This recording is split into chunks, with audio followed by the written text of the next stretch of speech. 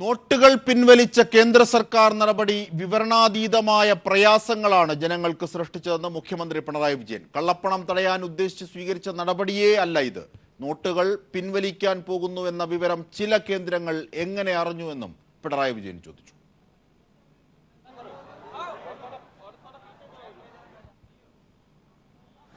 പ്രയാസമാണ് സൃഷ്ടിച്ചിട്ടുള്ളത്. പക്ഷേ ഇത് കള്ളപ്പണം തടയാൻ ഉദ്ദേശിച്ച് സ്വീകരിച്ച നടപടിയേ അല്ല. ഇവിടുത്തെ ജനങ്ങളുടെ കയ്യിലിരിക്കുന്നത് കള്ളപ്പണമല്ല, അവർ അധ്വാനിച്ചുണ്ടാക്കിയ പണമാണെന്നും 500 രൂപ 1000 രൂപ നോട്ടുകൾ ഡിസംബർ മാസം 30 വരെ ഉപയോഗിക്കാനും മാറിയെടുക്കാനുമുള്ള സാഹചര്യം കേന്ദ്ര സർക്കാർ ഒരുക്കണമെന്നും പിണറായി വിജയൻ ആവശ്യപ്പെട്ടു.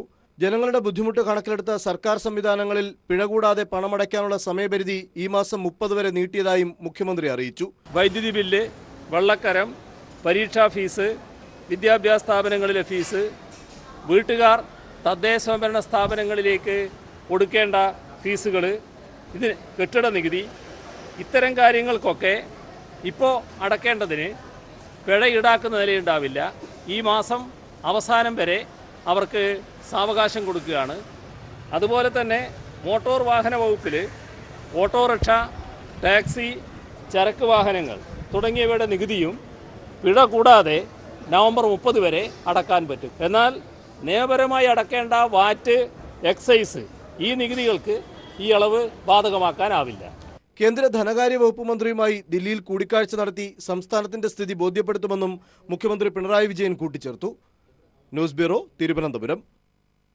നോട്ട് അസാധുവാക്കിക്കൊണ്ടുള്ള നരേന്ദ്രമോദിയുടെ തീരുമാനം ജനങ്ങൾക്ക് നേരെയുള്ള മിന്നലാക്രമണമെന്ന് CPIM സംസ്ഥാന സെക്രട്ടറി കോടിയേരി ബാലകൃഷ്ണൻ. സർക്കാർ തീരുമാനം നേരത്തെ തന്നെ BJPയുമായി ബന്ധമുള്ള പലർക്കും അറിയാമായിരുന്നു. കഴിഞ്ഞ 6 മാസത്തിനുള്ളിൽ BJP നടത്തിയ പണമിടപാടുകളെക്കുറിച്ച് ജുഡീഷ്യൽ അന്വേഷണം വേണമെന്നും കോടിയേരി ആവശ്യപ്പെട്ടു. ഇത് യാതൊരുവിധ തയ്യാറെടുപ്പ് നടത്താതെ, ജനങ്ങൾക്ക് ആവശ്യമായിട്ടുള്ള മുന്നറിയിപ്പ് കൊടുക്കാതെ എടുത്ത നടപടി ജനങ്ങൾക്ക് നേരെ നരേന്ദ്രമോദി നടത്തിയൊരു മിന്നലാക്രമണമാണ്. ഇതിൻ്റെ ഭാഗമായി കഴിഞ്ഞ 6 മാസത്തിനിടയിൽ BJPയുടെ അക്കൗണ്ടിലേക്ക് വന്ന പണവും അവർ നടത്തിയിട്ടുള്ള പണമിടപാടുകളും ഒരു ജുഡീഷ്യൽ അന്വേഷണത്തിന് വിധേയമാക്കണം. അല്ല, രാജ്യസ്നേഹം അവർക്കുണ്ടായിരുന്നെങ്കിൽ ജനങ്ങളെയാണ് ആദ്യം സ്നേഹിക്കേണ്ടത്. നോട്ടുകൾ പിൻവലിച്ച നടപടിയെ ന്യായീകരിച്ച് പ്രധാനമന്ത്രി നരേന്ദ്രമോദി.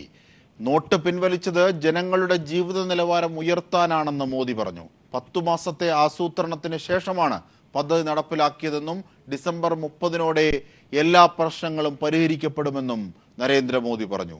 നോട്ട് പ്രശ്നത്തിൽ പ്രധാനമന്ത്രി, ധനവകുപ്പ്, RBI ഉന്നത ഉദ്യോഗസ്ഥർ എന്നിവരുടെ യോഗം വിളിച്ചു ചേർത്തിട്ടുണ്ട്. വിവരങ്ങളുമായി ഇപ്പോൾ മനു ശങ്കരൻ ചേരുന്നു. മനു, എന്തൊക്കെയാണ് പ്രധാനമന്ത്രി പറഞ്ഞത്? എന്നാൽ അതേസമയം നിലനിൽക്കുന്ന യാഥാർത്ഥ്യങ്ങൾ എന്തൊക്കെ? ഉന്നതതല യോഗത്തെ സംബന്ധിച്ച്, ജനങ്ങളുടെ ബുദ്ധിമുട്ടുകളെ സംബന്ധിച്ച് സമഗ്രമായി.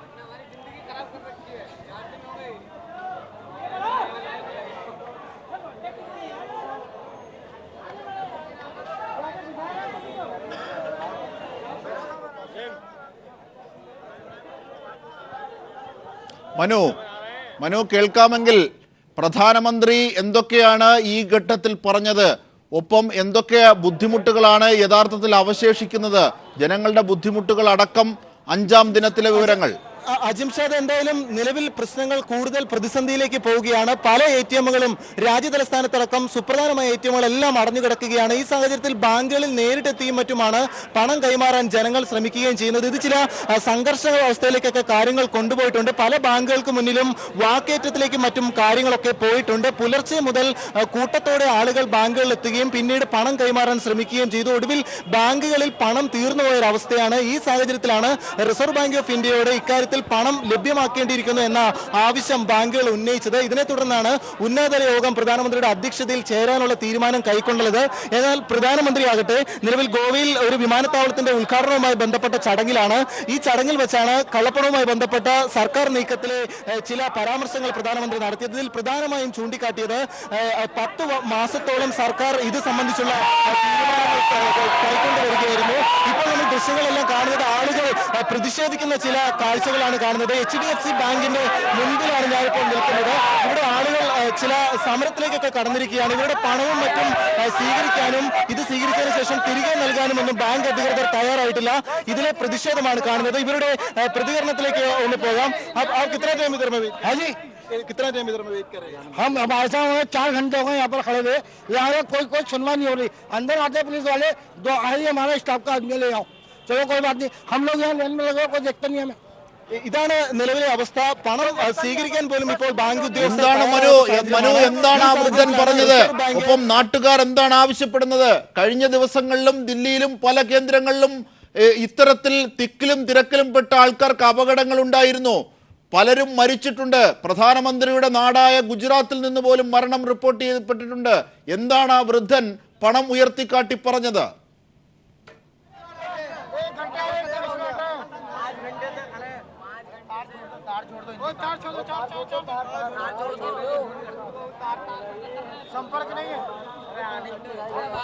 മനു, എന്താണ് ആ വൃദ്ധൻ പണം ഉയർത്തിക്കാട്ടി പറഞ്ഞത്? നാട്ടുകാരുടെ പ്രതിഷേധം എന്ത്? ദില്ലിയിൽ കഴിഞ്ഞ ദിവസവും ഇത്തരത്തിൽ തിക്കിലും തിരക്കിലും അത്തരത്തിലൊരു സാഹചര്യം തന്നെയാണ് മുന്നോട്ട് പോകുന്നത്. പ്രധാനമന്ത്രി ഗോവയിൽ വെച്ച് പറഞ്ഞത് പ്രശ്നങ്ങൾ പരിഹരിച്ചു വരികയാണ്. ഡിസംബർ 30 പ്രശ്നങ്ങൾ പൂർണ്ണമായി തന്നെ പരിഹരിക്കുമെന്നാണ് വ്യക്തമാക്കിയിരുന്നത്. എന്നാൽ നിലവിൽ ബാങ്കുകൾക്ക് മുന്നിൽ വലിയ സംഘർഷത്തിലേക്കൊക്കെയാണ് കാര്യങ്ങൾ പോകുന്നത്. വലിയ പ്രതിഷേധമൊക്കെയാണ് നമ്മളിപ്പോൾ കാണുന്നത്. ബാങ്കുകളിലെത്തി പണം കൈമാറുന്നതിനൊന്നും നിലവിൽ സാഹചര്യം സൃഷ്ടിക്കപ്പെടുന്നില്ല. ഇതിനാൽ തന്നെ ഈ കേന്ദ്ര സർക്കാരിനെതിരെയും മറ്റും ചില വിമർശനങ്ങളും മുദ്രാവാക്യങ്ങളും മറ്റും വിളിച്ചുകൊണ്ട് പ്രതിഷേധം ഉയർത്തുന്ന കാഴ്ചയാണ് ദില്ലിയിൽ കാണാനാകുന്നത്. സമാന സ്ഥിതിയാണ് മറ്റു അയൽ സംസ്ഥാനങ്ങളിലെല്ലാം ഉള്ളത്. ഹരിയാനയിലും UP-യിലുമെല്ലാം ഇതേ സ്ഥിതിയാണുള്ളത്. ഈ കയ്യിലുള്ള പണം അസാധു എന്നറിഞ്ഞ് കൂടുതൽ ആളുകൾ ആത്മഹത്യ ചെയ്യുന്ന റിപ്പോർട്ടുകളൊക്കെയാണ് UP-യിൽ നിന്നും പുറത്തു വരികയും ചെയ്യുന്നത്. ഇത്തരത്തിൽ അതീവ ഗുരുതരമായ സാഹചര്യമാണ് രാജ്യ തലസ്ഥാനത്തടക്കം നിലനിൽക്കുന്നത്. അജിം ഷാ, അതായത് അവർ എന്തൊക്കെയാണ് ഇതേ സംബന്ധിച്ച് പറയുന്നത്? പ്രധാനമന്ത്രി ഏറ്റവും ഒടുവിൽ പോലും വലിയ അവകാശവാദങ്ങളാണ് ഉയർത്തിയത്. പക്ഷേ നാട്ടിൽ ജനങ്ങൾക്കുണ്ടാകുന്ന ബുദ്ധിമുട്ടുകൾ അങ്ങ് കശ്മീർ മുതൽ ഇങ്ങ് കന്യാകുമാരി വരെയുള്ള സ്ഥിതിവിശേഷങ്ങളൊക്കെ വളരെ ഗുരുതരമായി തന്നെ തുടരുകയാണ്. ദില്ലിയെ സംബന്ധിച്ച് കഴിഞ്ഞ ദിവസം തിക്കിലും തിരക്കിലും പെട്ട് ഒരുപാട് പേർക്ക് അപകടങ്ങൾ സംഭവിച്ചു. പല മരണങ്ങളും കേരളത്തിലടക്കം ഉത്തരേന്ത്യയിലടക്കം റിപ്പോർട്ട് ചെയ്തു. ഏറ്റവും ഒടുവിൽ പ്രധാനമന്ത്രിയുടെ നാടായ ഗുജറാത്തിൽ നിന്നും മരണം റിപ്പോർട്ട് ചെയ്തു. ഇതേ സംബന്ധിച്ചൊക്കെയുള്ള രോഷം കൂടി ജനങ്ങളിൽ അലയടിക്കുന്നുണ്ടോ? എന്തൊക്കെ മനു ദൃശ്യങ്ങളിലേക്ക് കൂടി? और सरकार कहती है हम सारे बैंकों को पर्याप्त फिर मैनेजर ऐसा क्यों कह रहे कि हमारे पास धन नहीं है, पैसे नहीं है हमारे पास? പ്രതിഷേധം ആളിക്കത്തുന്ന കാഴ്ചയാണ് ദില്ലിയിൽ നിന്നും കാണാനാകുന്നത്. ദില്ലിയുടെ പല ATM-കൾക്ക് മുന്നിലുമുള്ള ദൃശ്യങ്ങൾ തന്നെയാണ് ഒരു പക്ഷേ ഇത് എന്ന് തന്നെ പറയാം. പല ATM-കൾക്ക് മുന്നിലും വലിയ വലിയ തിരക്കുകളാണ്. ജനങ്ങൾ സംഘർഷഭരിതമായ രീതിയിൽ മുദ്രാവാക്യങ്ങൾ വിളിക്കുന്ന കാഴ്ചകൾ പോലും നമ്മൾ ദൃശ്യങ്ങളിൽ കണ്ടു. വലിയ സ്ഥിതി വിശേഷമാണ് രാജ്യത്താകമാനം. കേരളത്തിൻ്റെയും മറ്റൊന്നല്ല. ഇതിൻ്റെയൊക്കെ വിവരങ്ങളാണ് മനു ശങ്കരൻ ദൃശ്യങ്ങൾ സഹിതം നൽകിയത്. രാജ്യത്ത് നോട്ടുകൾ പിൻവലിച്ചതിലൂടെ വലിയ പ്രതിസന്ധിയാണ് കടന്നു പോകുന്നത്. നാട്ടിലെങ്ങും വലിയ പ്രതിസന്ധി. തിരുവനന്തപുരത്ത് നിന്നും കേരളത്തിന്റെ ആകമാനമുള്ള ചിത്രം വരച്ചു കാട്ടി സുനിൽ അരിമാനൂർ ചേരുന്നു. സുനിൽ, 5-ാം ദിവസമാണിന്ന്. ഇന്നത്തെ സ്ഥിതി വിശേഷം 1-ാം ദിവസത്തിൽ നിന്ന് എത്ര പുരോഗതി? ഏറ്റവും പുതിയ വിവരങ്ങളടക്കം. അജിംഷാദ്, 5-ാം ദിവസത്തിലേക്ക് എത്തിയപ്പോൾ വലിയ രീതിയിലുള്ള പ്രതിസന്ധിയാണ് ജനങ്ങൾക്കുണ്ടായിരിക്കുന്നത്. പ്രത്യേകിച്ച് മലബാർ മേഖലകളിലും അതുപോലെ മധ്യ കേരളത്തിലും വലിയ രീതിയിലുള്ള പ്രതിസന്ധി അനുഭവപ്പെടുന്നുണ്ട്. ഇന്ന് ഞായറാഴ്ച കൂടി ആയതുകൊണ്ട് തന്നെ ഇതര സംസ്ഥാന തൊഴിലാളികൾ കൂടുതൽ ATM-കളിലേക്ക് അവരുടെ പണം മാറ്റി വാങ്ങുന്നതിനും അതുപോലെ തന്നെ നിക്ഷേപിക്കുന്നതിനുമായി എത്തിയതുകൊണ്ട് തന്നെ കൂടുതൽ ട്രാൻസാക്ഷനാണ് നടന്നുകൊണ്ടിരിക്കുന്നത്. പല ATM-കളും ഇപ്പോൾ പണം ഇല്ലാതെ പൂട്ടിയിരിക്കുന്ന അവസ്ഥയും നമുക്ക് കാണാൻ സാധിക്കും. മറ്റ് ചില ബാങ്കുകളിലെ ATM-കളിൽ പണം റീഫിൽ ചെയ്യുന്ന നടപടികളിലേക്ക് പോകുന്നുണ്ട്. ഇത് തന്നെ ആളുകളെ വളരെയധികം ബുദ്ധിമുട്ടിലാക്കുന്നുണ്ട്. കാരണം മണിക്കൂറുകളോളം ക്യൂ നിൽക്കുന്നു, അതിനുശേഷം പോകുമ്പോൾ പണം ലഭിക്കാത്ത സാഹചര്യം. ഇതൊക്കെ വലിയ രീതിയിലുള്ള പ്രതിസന്ധിയാണ് ഉണ്ടാക്കിക്കൊണ്ടിരിക്കുന്നത്. കച്ചവട മേഖലയെ സംബന്ധിച്ചിടത്തോളം അവിടെയും ദുരിതം തന്നെയാണ്. അവരുടെ കച്ചവട സാധനങ്ങൾ വിറ്റുപോകാത്ത സ്ഥിതിയാണ് എന്നാണ് വ്യാപാരികൾ എല്ലാം പറയുന്നത്. SBT, SBI ബാങ്കുകൾ സംബന്ധിച്ചിടത്തോളം കൂടുതൽ ഇടപാടുകൾ നടത്തുന്നുണ്ട്. വൈകുന്നേരം ഇന്ന് 4 മണി വരെ മാത്രമാണ് ബാങ്കിന്റെ സമയമുള്ളത്. അതുകൊണ്ട് തന്നെ കൂടുതൽ ആളുകൾ എത്തിച്ചേരുന്നു എന്നുള്ളതാണ്. പല ATM-കൾ പ്രൈവറ്റ് ATM-കളിലൊക്കെ പണം ഫില്ല് ചെയ്യാൻ ആളില്ല എന്നുള്ളത് അവരുടെ ഒരു വീഴ്ചയായി വരുന്നുണ്ട്. അതുകൊണ്ട് തന്നെ അവർ ക്ലോസ് ചെയ്തിരിക്കുകയാണ്. ഇപ്പോൾ സമാന്തരമായി പ്രവർത്തിക്കുന്നത് പ്രത്യേകിച്ച് മലയോര മേഖലകളിലായാലും ഗ്രാമീണ മേഖലകളിലായാലും ഏറ്റവും കൂടുതൽ SBTയുടെ ബ്രാഞ്ചുകളാണ്. അവിടെയൊക്കെ പണം തീർന്ന ഒരവസ്ഥയാണ് ഇപ്പോൾ വരുന്നത്. അവർ കൂടുതൽ പണം അല്പസമയത്തിനകം തന്നെ റീഫില്ല് ചെയ്യും എന്നുള്ള മറുപടി അവരുടെ ഹെഡ് ഓഫീസിൽ നിന്ന് ലഭിക്കുന്നുണ്ട്. എന്നിരുന്നാലും നീണ്ട ക്യൂ ഇവിടങ്ങളിലെല്ലാം ഉണ്ട്. മലബാർ മേഖലയിൽ രാവിലെ മുതൽ തന്നെ അത്തരത്തിലുള്ള ക്യൂ അനുഭവപ്പെടുന്നുണ്ട്. ഏതായാലും ഇപ്പോഴത്തെ ഒരു സ്ഥിതിഗതി വെച്ച് പറയുകയാണെങ്കിൽ 1-ാം ദിവസത്തിൽ നിന്ന് 5-ാം ദിവസത്തിൽ എത്തിയപ്പോഴേക്കും ആളുകളുടെ ദുരിതം കൂടിയിരിക്കുന്നു എന്നുള്ളതാണ്. അന്നെടുത്ത പണം ഇപ്പോൾ കയ്യിൽ നിന്ന് തീർന്നിരിക്കുന്നു. വീണ്ടും പണമെടുക്കാൻ പോകുമ്പോൾ പലർക്കും പണം ലഭ്യമാകാത്ത ഒരു സാഹചര്യം. പല ബാങ്കുകളിലും പണം വേണ്ടത്ര ഇല്ല. ATM-കളിൽ നിറക്കാൻ പണമില്ല. ഇങ്ങനത്തെ ഒരു സ്ഥിതിവിശേഷത്തിലേക്കാണ് സംസ്ഥാനം നീങ്ങിക്കൊണ്ടിരിക്കുന്നത്. ഏതായാലും അടുത്ത 2 ദിവസമാകുമ്പോൾ തീർച്ചയായും വ്യാപാര മേഖലയിലെ പ്രതിസന്ധി ഉണ്ടാകും. അത് മുന്നിൽ കണ്ടുകൊണ്ടാവാം അവർ ഒരു കടയടപ്പ് സമരത്തിന്റെ പ്രഖ്യാപനവും 15-ാം തീയതി മുതൽ നടത്തിയിരിക്കുകയാണ്. അജിം ഷാ, അത് തന്നെയാണ് സുനിൽ. അതായത് വലിയ പ്രതിസന്ധി 5-ാം ദിനവും നീളുന്നില്ല. എല്ലാ മേഖലകളും, കാർഷിക മേഖലയാകട്ടെ, മത്സ്യമേഖലയാകട്ടെ, മറ്റ് ചെറുകിട വ്യവസായങ്ങളൊക്കെയും പ്രതിസന്ധിയിലാകുന്നു. ജനങ്ങളുടെ കയ്യിൽ മാറി നൽകാൻ പണമില്ലാതെയാകുന്നു. ഒപ്പം ലഭിക്കുന്ന പണം, പിൻവലിച്ച പണം കൊണ്ടുപോയി കൊടുത്താൽ ലഭിക്കുന്നത് 2000-ൻ്റെ നോട്ടുകളാണ്. ഇതൊരു പക്ഷേ ചില്ലറ മാറാനുള്ള ബുദ്ധിമുട്ട്, പണം കയ്യിലിരിക്കുക തന്നെയാണ് ഭേദം എന്ന് തോന്നുന്നതിലേക്ക് നാട്ടുകാർ എത്തിപ്പെടുന്നു. ഇത് വലിയ പ്രതിസന്ധി സൃഷ്ടിക്കില്ലേ? 5-ാം ദിനവും ഇങ്ങനെയാണെങ്കിൽ തുടർന്നുള്ള ദിവസങ്ങൾ ഏത് വിധത്തിലാകും കേരളത്തിൻ്റെ വിപണിയെ ബാധിക്കുക? പറഞ്ഞതുപോലെ തന്നെയാണ് കാര്യങ്ങൾ. കാരണം ഇപ്പോൾ ആളുകളുടെ കയ്യിൽ മാറി ലഭിച്ച പുതിയ 2000 രൂപയുടെ നോട്ടുകളാണുള്ളത്. ഇതുകൊണ്ട് ഇനി എങ്ങനെ സാധനങ്ങൾ വാങ്ങാൻ പോകും എന്നുള്ള ഒരു ആശയക്കുഴപ്പത്തിലാണ്. നേരത്തെ കയ്യിലിരുന്ന 500 രൂപ 1000 രൂപ നോട്ടിന്റെ പ്രശ്നമായിരുന്നു. അത് മാറി കിട്ടിയതാകട്ടെ 2000 രൂപ. അതുകൊണ്ട് മാർക്കറ്റിൽ പോയി കഴിഞ്ഞാൽ അവിടെ ചേഞ്ച് ഇല്ലാത്ത ഒരവസ്ഥ. ഇതാണ് വലിയൊരു പ്രതിസന്ധി വരാൻ പോകുന്നത്. കാരണം അന്നന്ന് ഉള്ള ചിലവിനുള്ള സാധനങ്ങൾ, പച്ചക്കറിയായാലും പഴവർഗ്ഗങ്ങളായാലും അതുപോലെ തന്നെ പലവ്യഞ്ജന സാധനങ്ങളായാലും മീനടക്കം, മത്സ്യം, മാംസം അടക്കമുള്ളവ വാങ്ങുന്നതിനുമൊക്കെ ജനങ്ങൾ ദുരിതം അനുഭവിക്കേണ്ട കാര്യമാണ്. പല കടകളിലും എഴുതി വെച്ചിരിക്കുന്നു ഇവിടെ ചില്ലറയുമായി വരിക എന്ന് എഴുതി വെച്ചിരിക്കുന്ന കാഴ്ച കാണാൻ സാധിക്കുന്നു. ഇതൊക്കെയാണ് വിപണിയിൽ ഏറ്റവും ഗുരുതരമായി ബാധിക്കുന്നത്. പല കച്ചവടക്കാരും ഇന്ന് കടകൾ തുറക്കാത്ത ഒരു സാഹചര്യം. കാരണം തങ്ങളുടെ കയ്യിൽ മാറ്റി നൽകാൻ ചില്ലറയില്ല എന്നുള്ളതും അതുപോലെ സാധനം വാങ്ങാനുള്ള പണമില്ല എന്നുള്ളതും അടക്കമുള്ള കാര്യങ്ങളുള്ളതുകൊണ്ട് അത്തരത്തിൽ അവരുടെ ഒരു പ്രശ്നം നിലനിൽക്കുന്നു. അതുകൊണ്ട് തന്നെ നമുക്ക് അടുത്ത ദിവസം വരുമ്പോൾ തീർച്ചയായും ഇത് വലിയ രീതിയിൽ പോകുമെന്ന് തന്നെയാണ്. ശരി സുനിൽ, ഇനി നമുക്ക് വാണിജ്യ തലസ്ഥാനം എന്ന് പൊതുവെ അറിയപ്പെടുന്ന കൊച്ചി അടക്കമുള്ള പ്രദേശങ്ങൾ ഉൾക്കൊള്ളുന്ന എടുത്ത വിവരങ്ങൾ എങ്ങനെയെന്നറിയാം. അലക്സ് നമ്മോടൊപ്പം ചേരുകയാണ്. അലക്സ്, അവിടുത്തെ വിവരങ്ങൾ. അജിംഷാദ്, സുനിൽ പറഞ്ഞതിൽ നിന്ന് വ്യത്യസ്തമല്ല കൊച്ചിയിലെ അവസ്ഥ. അജിംഷാദ് സൂചിപ്പിച്ചതുപോലെ തന്നെ കൊച്ചി അറിയപ്പെടുന്നത് വാണിജ്യ നഗരമെന്നാണ്, വാണിജ്യ തലസ്ഥാനമെന്നാണ്. കൊച്ചിയിൽ ആകമാനം അത്രത്തോളം തന്നെ കച്ചവട സ്ഥാപനങ്ങൾ, വാണിജ്യ കേന്ദ്രങ്ങളെല്ലാം ഉണ്ട്. കഴിഞ്ഞ 5 ദിവസങ്ങൾ കൊണ്ട് ഈ മേഖലയിൽ തുടരുന്ന പ്രതിസന്ധി ഇന്നും വലിയ തോതിൽ തുടരുന്നു എന്ന് നമുക്ക് പറയാൻ സാധിക്കും. കാരണം കൊച്ചിയിലെ ATM-കളെല്ലാം കാലിയാണ്. ATM-കൾ ഇന്നലെ അടക്കം കൊച്ചിയിലെ ഭാഗികമായി മാത്രമേ ATM-കൾ പ്രവർത്തിച്ചിരുന്നുള്ളൂ. അത്തരത്തിലേക്ക് തന്നെ കൊച്ചിയിൽ ഇന്നത്തെ അവസ്ഥ എത്തിയിട്ടുണ്ട്. ഞാനിപ്പോൾ നിൽക്കുന്ന ബൈപ്പാസിലെ SPTയിലെ ശാഖയിലാണ്, ബൈപ്പാസ് റോഡിലെ ഈ ശാഖയിൽ രാവിലെ ഇവിടുത്തെ ATM കാലിയായിരുന്നു. ATM അടഞ്ഞു കിടക്കുകയായിരുന്നു. അത് കഴിഞ്ഞ് 2-3 മണിക്കൂറുകൾക്ക് ശേഷമാണ് ഈ ATM പ്രവർത്തിച്ചു തുടങ്ങിയത്. 100 രൂപയുടെ അഭാവം തന്നെയായിരുന്നു ഇത് പ്രവർത്തിക്കാതിരിക്കാൻ കാരണമെന്ന് നേരത്തെ ബാങ്ക് മാനേജർ വ്യക്തമാക്കി. അത് കഴിഞ്ഞാണ് അല്പം മുമ്പ് ATM-ൽ കറൻസി നിറച്ചതിന് ശേഷം ഈ ക്യൂ, നിലവിൽ കാണുന്ന ഈ ക്യൂ ഇവിടെ കാണുന്നത്. ഇത്തരത്തിൽ SB ബാങ്ക്, അതായത് സ്റ്റേറ്റ് ബാങ്കിൻ്റെ ബാങ്കുകൾ നേരിട്ട് കാശ് നിറയ്ക്കുന്ന ATM-കൾ മാത്രമാണ് നിലവിൽ കൊച്ചിയിൽ നിന്ന് കാശ് ലഭിക്കുന്നത്. മറ്റ് ATM-കൾ അടഞ്ഞു തന്നെ കിടക്കുന്നു. ATM-കളിൽ നിന്ന് കാശ് എടുക്കാനാകാത്ത അവസ്ഥ ഇന്നലത്തെ പോലെ തന്നെ ഇന്നും തുടരുന്നുണ്ട്. ബാങ്കുകളെയാണ് പ്രധാനമായും ജനങ്ങൾ കാശിന് വേണ്ടി സമീപിക്കുന്നത്. അത്തരം ബാങ്കുകൾ രാവിലെ മുതൽ ക്യൂ ഉണ്ട്. ബാങ്കുകൾക്കുള്ളിലും ക്യൂ ഉണ്ട്. ജനങ്ങൾ ബാങ്കുകൾക്കുള്ളിൽ തന്നെയുണ്ട്. ബാങ്കുകൾ അനുഭവിക്കുന്ന പ്രശ്നവും ഇത് തന്നെയാണ്. ആവശ്യത്തിന് കറൻസികളില്ല. പുതിയ കറൻസികൾ ലഭ്യമാക്കുന്നുണ്ട്. 2000 രൂപയുടെ കറൻസികൾ ലഭ്യമാക്കുന്നുണ്ട്. പക്ഷേ ആ കറൻസികൾ കൊണ്ട് വിപണിയിൽ ഇറങ്ങിക്കഴിഞ്ഞാൽ ആ കറൻസികൾക്ക് ചേഞ്ച് വിപണിയിൽ നിന്ന് ലഭിക്കുന്നില്ല. അതിന് ചില്ലറ ലഭിക്കുന്നില്ല. നേരത്തെ സുനിൽ അരുമാനൂർ തിരുവനന്തപുരത്ത് സൂചിപ്പിച്ച സ്ഥിതിവിശേഷം ഇവിടെയുണ്ട്. കാരണം കൊച്ചി ഒരു വ്യാപാര കേന്ദ്രമാണ്. ഇവിടുത്തെ കച്ചവട സ്ഥാപനങ്ങൾ, ചെറുകിട വ്യാപാരികൾ, മറ്റ് സാധാരണ ചന്തകൾ ഇവയെല്ലാം ഏതാണ്ട് അടഞ്ഞു കിടക്കുന്നുണ്ട്. കഴിഞ്ഞ ദിവസങ്ങളായി തന്നെ കൊച്ചിയിലെ ചെറുകിട വ്യാപാര സ്ഥാപനങ്ങൾ, ഹോട്ടലുകളൊക്കെ അടഞ്ഞു കിടക്കുന്നു. ഞാൻ പ്രധാനമായി നേരത്തെ സൂചിപ്പിച്ച ഒരു കാര്യമുണ്ട്.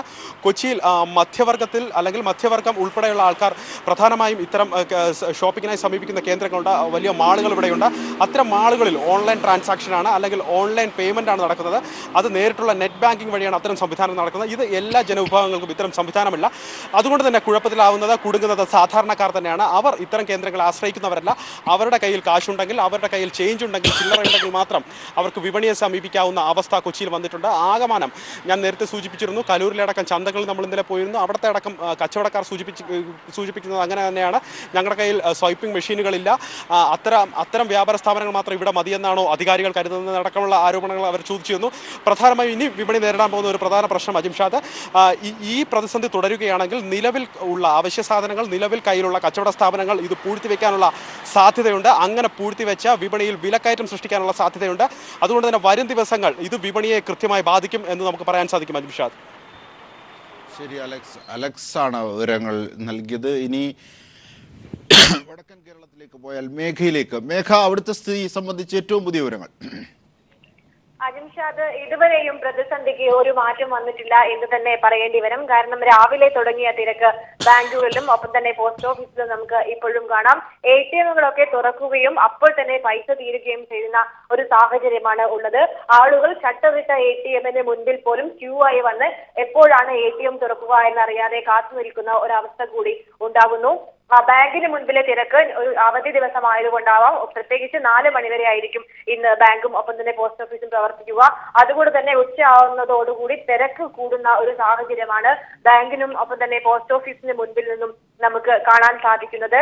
അന്യ സംസ്ഥാന തൊഴിലാളികൾ, സ്ത്രീകൾ ഉൾപ്പെടെയുള്ള പ്രായമായ ആളുകൾ ഉൾപ്പെടെ ക്യൂവിൽ അക്ഷമരായി കാത്തു നിൽക്കുന്ന ഒരവസ്ഥ കാണുന്നു. ചിലപ്പോഴൊക്കെ ബാങ്ക് ഉദ്യോഗസ്ഥരുമായി വാക്കേറ്റം ഉണ്ടാകുന്നു.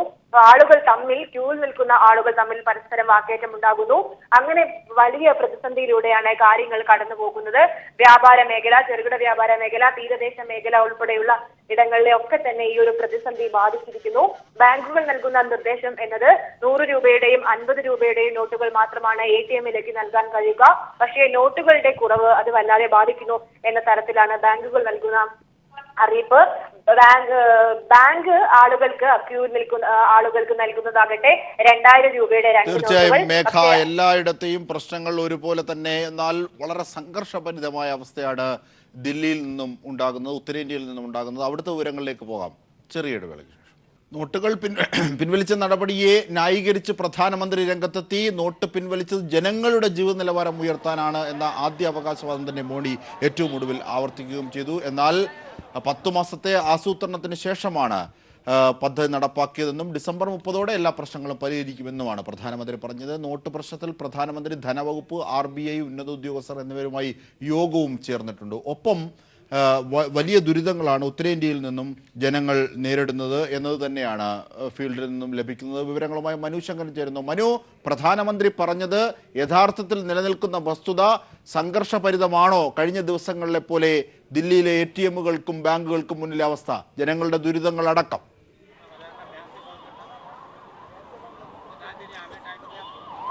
അജിംഷാദ്, എന്തായാലും പ്രശ്നങ്ങൾ കൂടുതൽ ഗുരുതരമായി മാറുകയാണ്. രാജ്യതലസ്ഥാനത്തെ ഒട്ടുമിക്ക ATMകളും പ്രവർത്തനക്ഷമമാണ്. ഇതിനെ തുടർന്ന് ബാങ്കുകൾക്ക് മുന്നിലെത്തി പണം കൈമാറുന്നതിനാണ് ആളുകൾ ശ്രമിക്കുന്നത്. നീണ്ട ക്യൂ ആണ് പുലർച്ചെ മുതൽ ദൃശ്യമാകുന്നത്. വലിയ തിരക്കാണ് ബാങ്കുകൾക്ക് മുന്നിൽ, എല്ലാ ബാങ്കുകൾക്ക് മുന്നിലും എന്ന് തന്നെ പറയേണ്ടി വരും. എന്നാൽ ബാങ്കുകളിൽ പണമില്ലാത്ത അവസ്ഥയാണ്. അതിനാൽ തന്നെ ആളുകൾ എത്തുമ്പോഴും ഇവർക്ക് പണം കൈമാറുന്നതിനും അഭാവം നേരിടുകയാണ്. ഇപ്പോൾ മണിക്കൂറുകളായി ആളുകൾ ക്യൂ നിൽക്കുന്നുണ്ടെങ്കിൽ ഈ ക്യൂ പോലും നീങ്ങാത്തൊരവസ്ഥയാണ്. കാരണം ബാങ്കുകൾക്കകത്തേക്ക് ആളുകളെ പ്രവേശിപ്പിക്കുകയോ ഈ പഴയ പണം വാങ്ങിയതിനു ശേഷം പുതിയ നോട്ടുകൾ നൽകാനോ ബാങ്കുകൾ തയ്യാറാകുന്നില്ല. കയ്യിലുള്ള പണം മുഴുവൻ തീർന്നു എന്നാണ് രാജ്യതലസ്ഥാനത്തെ മിക്ക ബാങ്കുകളും പറയുന്നത്. ഇപ്പോൾ ഞാൻ നിൽക്കുന്നത് HDFC ബാങ്കിന് മുന്നിലാണ്. ഈ ബാങ്കിനകത്തുള്ള പഴയ നോട്ടുകൾ, അതായത് 100ന്റെയും 50 രൂപയുടെയും നോട്ടുകൾ തീർന്നിരിക്കുന്നു എന്നാണ് മാനേജർ നമ്മളോട് വ്യക്തമാക്കിയത്. ഇത്തരത്തിലുള്ള സ്ഥിതിവിശേഷമാണ് രാജ്യതലസ്ഥാനത്ത് നിലനിൽക്കുന്നത്. അതേസമയം പ്രധാനമന്ത്രി നരേന്ദ്രമോദി ഇന്ന് വൈകിട്ടോടുകൂടി ഉന്നതതല യോഗം വിളിച്ചിട്ടുണ്ട്. നിലവിലെ സ്ഥിതിഗതികൾ വിലയിരുത്തി റിസർവ് ബാങ്കിലെയും ധനകാര്യ മന്ത്രാലയത്തിലെയും ഉന്നത ഉദ്യോഗസ്ഥരെ വിളിച്ചുകൊണ്ടാണ് യോഗം നടത്തുക. ഇപ്പോൾ നിലവിലുള്ള അവസ്ഥയിലെ അപാകതകളാകും ഈ യോഗത്തിൽ റിസർവ് ബാങ്ക് ചൂണ്ടിക്കാട്ടുക. ഈ ചെറിയ പ്രതിഷേധമൊക്കെ ഈ ബാങ്കുകൾക്ക് മുന്നിലും ദൃശ്യമാണ്. ഇവരുടെ പ്രതികരണത്തിലേക്ക് കടക്കാം. हम लोग बहुत परेशान हो गए, हर जगह बैंकों में जा रहे हैं, परेशान हो रहे हैं हम 4 दिनों में छुट्टियां करते हुए हमारी दिहाड़ियां कर रही है। हमारी छुट्टियां कर रही है, हम क्या करें? हम बच्चों के लिए बैंक परेशान हो गए, हमारे खाने के लिए नहीं है। मोदी बन गया, घूम रहे अमेरिका, वो वहां जा रहे हैं, कहीं कहीं बाहर जा रहे हैं, वो जापान जा रहे हैं, वो कहाँ जा रहे हैं? मोदी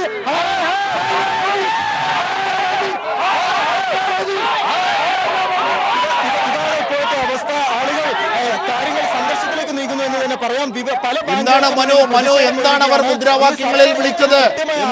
എന്താണ് മോദിക്കെതിരെ നീക്കം എന്താണ് മോദിക്കെതിരെ അവർ മുദ്രാവാക്യങ്ങളായി വിളിച്ചത്? അവരുടെ ആവശ്യങ്ങൾ എന്ത്? വൃദ്ധനടക്കം പറഞ്ഞത്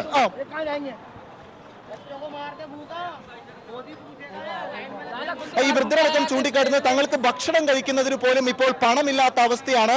കയ്യിൽ പണമുണ്ട്. ഇപ്പോൾ നമ്മളുടെ സമീപം കാണുന്ന ആളുകളുടെ പക്ഷം പോലും പഴയ 500-ന്റെ നോട്ടുകളൊക്കെ ലഭ്യമാണ്. ഇവർ പറയുന്നത് ഇവർ യു.പിയിൽ നിന്നും മറ്റും ദില്ലിയിലെത്തി ജോലി ചെയ്യുന്ന ആളുകളാണ്. ഇവരിൽ പലവർക്കും ബാങ്ക് അക്കൗണ്ടുകളും മറ്റും ഇല്ലാത്തൊരു സ്ഥിതിയാണ്. അതിനാൽ ഈ പണമെല്ലാം കയ്യിൽ സൂക്ഷിക്കുകയാണ് ഈ ആളുകൾ ചെയ്യാറുള്ളത്. എന്നാൽ ഈ പണം മാറുന്നതിന് ഒരു സാഹചര്യം ഇല്ലാത്തതിനാൽ തന്നെ ഭക്ഷണം കഴിക്കാൻ പോലും ഇവർക്ക് അവസരമില്ല. ഈ രാവിലെ മുതൽ ഇതേ അവസ്ഥയാണ് തുടരുന്നത്. എന്നാൽ പ്രധാനമന്ത്രി ആകട്ടെ ഇത്തരത്തിലൊരു തീരുമാനം കൈക്കൊണ്ട ശേഷം ജപ്പാനിലേക്ക് പോയി എന്നാണ് ഇവർ അധിക്ഷേപിക്കുന്നത്. ഈ പ്രശ്ന പരിഹാരം കാണാതെ പ്രധാനമന്ത്രി നരേന്ദ്രമോദി ജപ്പാനിലേക്ക് പോയി പരിഹാരം കാണാതെ കൃത്യമായ ആസൂത്രണമില്ലാതെ നടപ്പാക്കിയ പദ്ധതിയിൽ ജനങ്ങൾ ദുരന്തം അനുഭവിക്കുന്നു എന്നാണ് പ്രതിഷേധം ഉയരുന്നത്. ഈ വിവിധ ബാങ്കുകൾക്ക് മുന്നിൽ ഈ പ്രതിഷേധം ദൃശ്യമാണ്. ഇത് ഒരു ബാങ്കിലെ മാത്രം അവസ്ഥയല്ല, രാജ്യതലസ്ഥാനത്തടക്കം വിവിധ ബാങ്കുകൾക്ക് മുന്നിലും ഇതേ കാഴ്ചകളാണ് കാണാനാകുന്നത്. കുട്ടികളും മറ്റുമായാണ് ആളുകൾ ബാങ്കുകൾക്ക് മുന്നിലേക്കൊക്കെ എത്തുകയും ചെയ്യുന്നത്. സ്ത്രീകളടക്കമുള്ളവരുടെ നീണ്ട നിരയാണ് വിവിധ ബാങ്കുകൾക്ക് മുന്നിൽ കാണാനാകുന്നത്. ഈ പണം കൈമാറാൻ റിസർവ് ബാങ്ക് കൃത്യമായി ഈ നോട്ടുകൾ എത്തിക്കാത്തതിനാൽ ഈ പ്രശ്നങ്ങൾ പരിഹരിക്കാനാകില്ലെന്ന് ബാങ്ക് ഉദ്യോഗസ്ഥരും മാധ്യമങ്ങൾക്ക് മുമ്പാകെ കൈമലർത്തുന്ന ഒരു അവസ്ഥയാണുള്ളത്. അതിനാൽ തന്നെ പ്രതിഷേധം കൂടുതൽ ശക്തമായി വരികയാണ്. അജിംഷാദ്, കുട്ടിക്ക് പോലും ഭക്ഷണം കഴിക്കാൻ പൈസയില്ല എന്നതാണോ അവർ പറയുന്നത്? കുട്ടിയെ എടുത്തു കാട്ടി മനു തീർച്ചയായും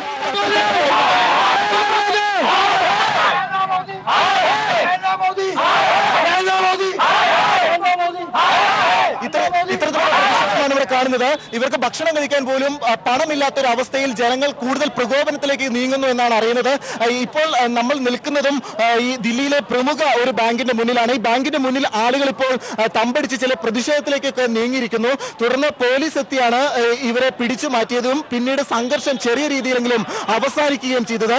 സമീപത്തെ വിവിധ ബാങ്കുകളിൽ നീണ്ട ക്യൂ, 1/2 കിലോമീറ്ററിൽ പരം നീണ്ട ക്യൂ ആണ് ദൃശ്യമാകുന്നത്.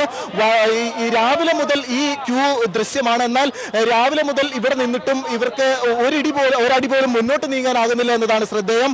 ബാങ്ക് ഉദ്യോഗസ്ഥർ പറയുന്നത് കയ്യിൽ പണമല്ല, ഈ പണമില്ലാത്തടത്തോളം തങ്ങൾക്ക് എന്ത് ചെയ്യാനാകും എന്നാണ് ബാങ്ക് ഉദ്യോഗസ്ഥരും മാനേജർമാരും കൈമലർത്തുന്നത്. ഈ ഇന്നത്തെ ഉന്നതതല യോഗത്തിന് ശേഷം ഇക്കാര്യത്തിൽ ഒരു പ്രശ്ന പരിഹാരം ഉണ്ടാകുമോ എന്നതാണ് ഇനി കണ്ടറിയേണ്ടത്. കാര്യങ്ങൾ കൂടുതൽ അനിയന്ത്രിതമായിരിക്കുന്നു. ശരി മനു, രാജ്യത്താകമാനം അപ്രഖ്യാപിതമായ സാമ്പത്തിക അടിയന്തരാവസ്ഥയുടെ ഫലമാണ് വിപണികളിലും തെരുവുകളിലും വിളിച്ചോതുന്നത്. കേരളത്തിൽ പോലെ തന്നെ ദക്ഷിണേന്ത്യ ആകെയും ഉത്തരേന്ത്യ ആകെയും ഇത്തരത്തിലുള്ള പ്രതിസന്ധിയാണ് ിലൂടെയാണ് കടന്നു പോകുന്നത്. ദില്ലിയിലാകട്ടെ വലിയ സംഘർഷത്തിലേക്ക് പോലും നാട്ടുകാർ നീങ്ങുന്നു. ബാങ്കുകൾക്കും ATMകൾക്കും മുന്നിൽ നീണ്ട ക്യൂ, പരിഹരിക്കാനാകാതെ അധികൃതരും. ബുള്ളറ്റിൻ ഇവിടെ പൂർണ്ണമാകുന്നു. ഇനി 2 മണിക്ക്. നമസ്കാരം.